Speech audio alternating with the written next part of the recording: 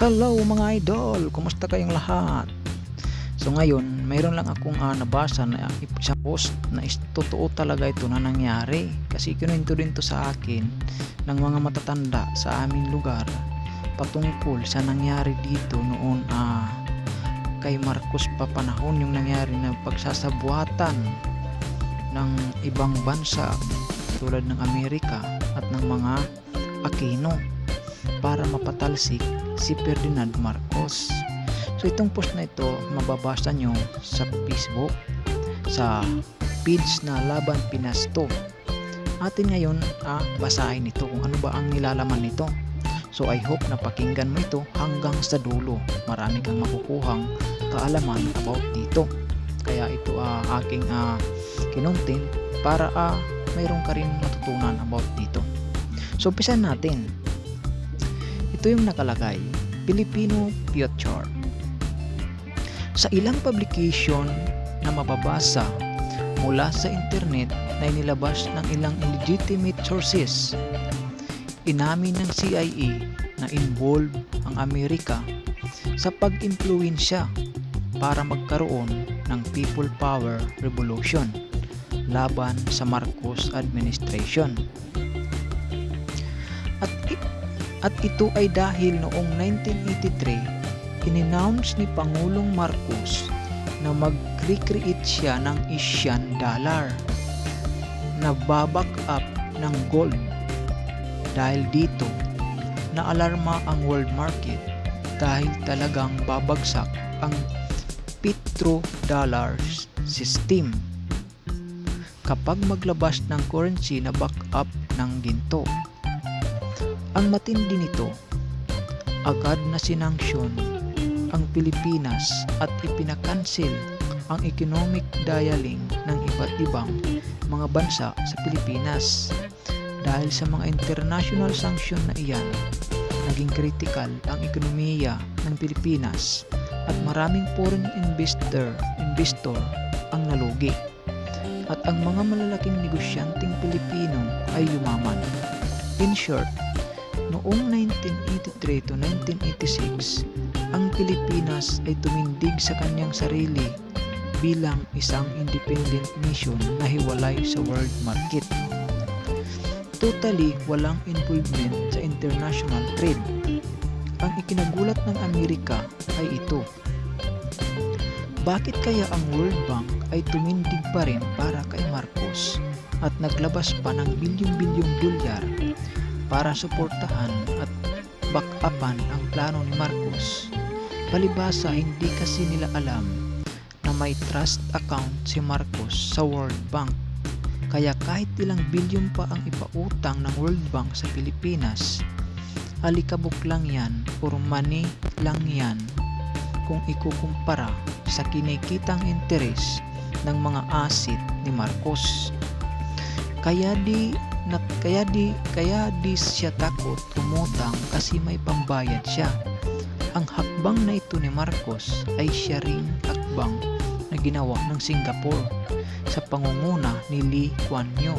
Kaya ang resulta ay isang radical change at nag-transform sa Singapore kung ano siya ngayon. Dahil sa hakbang na ginawa ni Marcos, gumawa na rin ng paraan ng Amerika para pigilin ito. Noong kalagitnaan ng taong 1985, pinutol ni US President Ronald Reagan ang kanyang matagal na suporta at friendship kay Pangulong Marcos. At ito ang nagtulak sa America government para gumawa ng mga hakbang para ibagsak si Marcos. Dahil manganganib ang kanilang dolyar kapag natuloy ang plano ni Marcos na maglabas ng gold-backed currency at buhayin muli ang Bretton Woods system noong 1940s kung saan ang bawat pananalapi ay nakabase sa gold reserves. Napalitan kasi ang sistemang ito noong 1971 nang nag-announce si US President Nixon ng devaluation of dollar at non-convertibility of dollar to gold, kung saan inalis ang gold reserves bilang basihan ng pag-iimprinta ng currency at pinalitan ito ng US Saudi oil deal na ngayon ay tinatawag na petrodollar system, kung saan ibinis sa langis o petrolyo ang world market. Noong 1980, sa plano ni Marcos na gawing fully self-reliant, self-sustaining ang bansang Pilipinas, ginawa ng paraan ang Amerika para hadlangan ito. Alam nila na si Marcos pa rin ang nanalong presidente noong snap election, kaya ginamit nila ang mga dilawan at komunista para sila ang maging pwersa nila para mapatalsik nila si Pangulong Marcos at mahadlangan nila ang plano nito na gawing fully independent nation ang Pilipinas at punduan ito ng accumulated interest ng kanyang mga kayamanang ginto na nakadeposito sa mahigit 170 banks sa iba't ibang bansa mag-umpisa noong 1950, 15 years bago pa siya naging presidente. Sa takot ng Amerika na kapag natuloy ang plano na ito ni Marcos, maaaring magsipag-alisan ng iba't ibang bansa sa petrodollar system at gayahin si Marcos para mapaunlad nila ang sarili nilang bansa.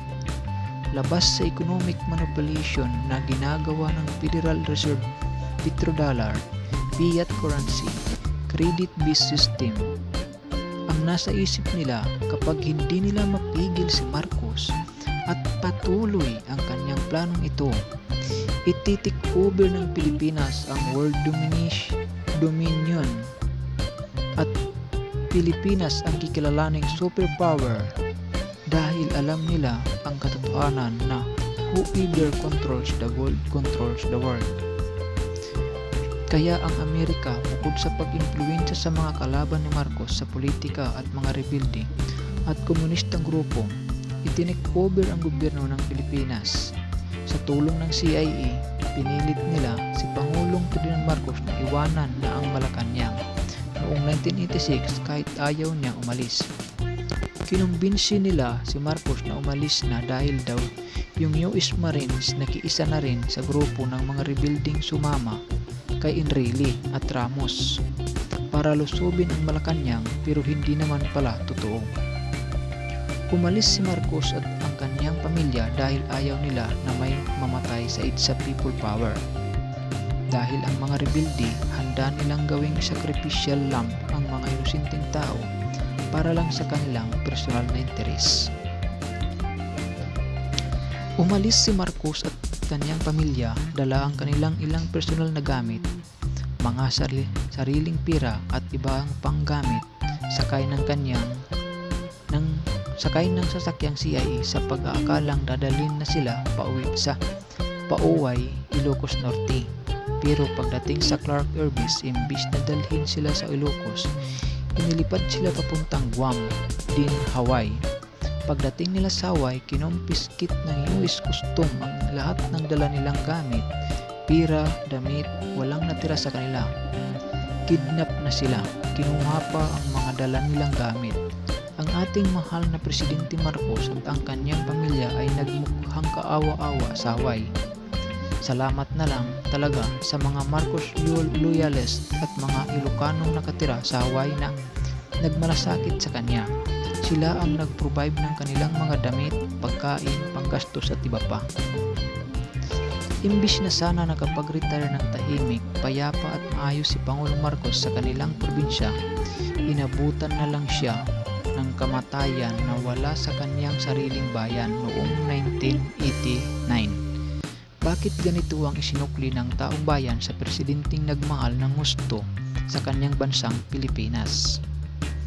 Maraming salamat sa Pangulong Duterte at ang mga labi ni Pangulong Marcos ay naihimlay na ng tuluyan sa libingan ng mga bayani. Pagkatapos ng 30 taon, pinagkamatagal na burol sa kasaysayan ng Pilipinas na pinagdamot ng matagal sa pinakadakilang presidenteng naglingkod sa inang bayan. Pag-upo ni Cory Aquino, nag-issue agad ng Executive Order No. 1 para itayo ang PCGG para magsilbing kamay ng kanyang gobyerno para makuha nila ang lahat ng mga kayamanan ni Marcos. Din, naglabas siya ng Executive Order number 2 na nag-uutos sa lahat ng mga bangko sa buong Pilipinas at buong mundo na i-freeze lahat ng mga bank account and trust account ni Pangulong Marcos. Sa maling akala na ito ay mga kayamanan ng Pilipinas na pinagnanakaw daw ni Marcos, kahit ang totoo ay mga private asset ito ni Marcos na nakakalat na sa iba't ibang bansa mahigit isang dekada bago pa siya naging presidente. Kaya ito nakakalat sa iba't ibang bangko sa iba't ibang bansa dahil ipinahiram ito ni Marcos para ang mga bansa ay maka-recover sa mga devastation na dulot ng World War II. Nakalagay ito sa mga trust account upang mag-earn ng interest, kaya malaki ang utang na loob ng iba't ibang mga bansa na natulungan ni Marcos sa pamamagitan ng mga gintong ito bago pa siya naging presidente. Kaya huwag kang magtaka kung bakit may rebulto si Jose Rizal sa iba't ibang bansa. Dahil si Jose Rizal bilang simbolo ng Filipino nationalism ang patunay na may utang na loob ang mga bansa ito sa Pilipino. 30 years ago, kumusta na ang ating Pilipinas? Umundan ba tayo? Gaya ng pinangako ng mga nagpatalsik sa Pangulong Marcos. Ikaw ang makakasagot nito. Kaya nga ang vision at mission ni Pangulong Ferdinand E. Marcos na make this nation great again na naantala ay pwede pang maipagpatuloy sa pamamagitan ni Bongbong Marcos. Pwede pa nating gawing dakilang muli ang bansang Pilipinas. Pwede pa nating maangkin muli ang mga pamana ni Pangulong Marcos para sa ating bansa.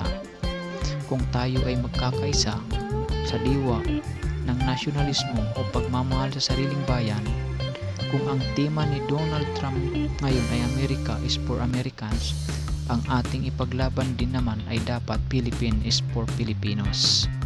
Hindi pa huli ang lahat.